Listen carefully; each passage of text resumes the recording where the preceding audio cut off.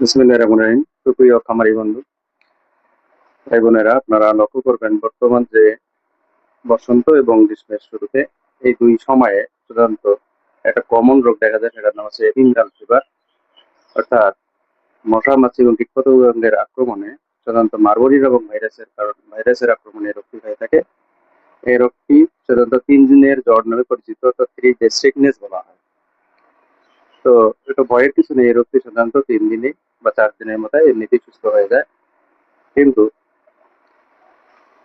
Risk বিবেচনায় তাদের চিকিৎসা করা প্রয়োজন। তো এর সমস্ত রোগীর ক্ষেত্রে সাধারণত দেখা যায় যে তাপমাত্রা 104 বা 105 বা 6 থাকতে পারে।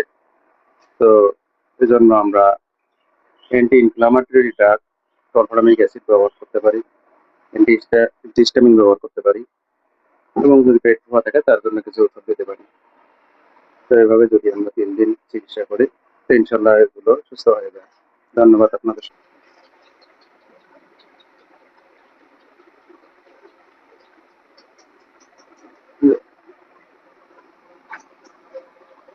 এই রোগের ক্ষেত্রে পরিমাণ মতো আমি অ্যান্টিহিস্টামিন দিয়ে দিলাম ওজন অনুপাতে।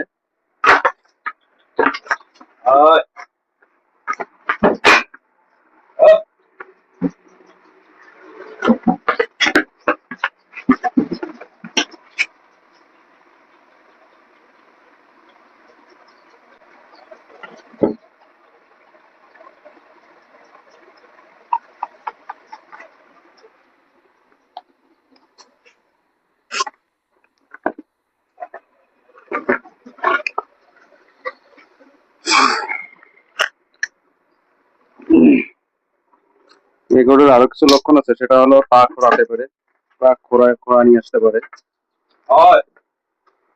খাওয়া দাওয়া বন্ধ থাকে, কাঁপুনি আসতে পারে এবং শ্বাসকষ্ট হতে পারে।